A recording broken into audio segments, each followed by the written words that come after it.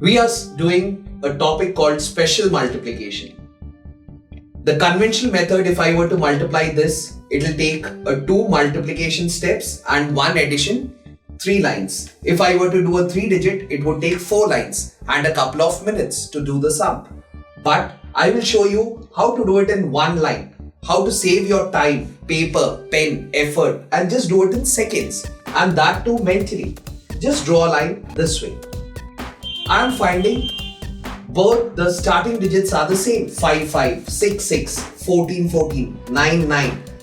And the last digits are always adding up to a 10. Then it is called special multiplication. What am I saying? The first digit should be same and the last digit should add up to a 10. Then I can do this method of multiplication. By mere observation, I can get the answer. 5. What digit comes after 5? It's a 6. So I'll multiply 5 into 6. It gives me a 30.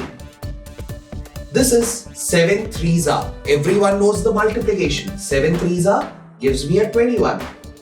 This is my full and final answer. My final answer is 3021. If I were to do this, 6. What comes after 6? 7. 6 7s are 42. 8 2s are 16.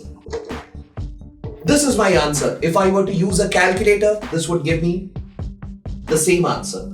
9. I can see both are 9. So I'll multiply with the next digit 10. 9 10s are 90 and 5 5s are gives me a 25. This is my full and final answer. Let's do this together. I can see a 3 here. What digit follows 3? It's a 4.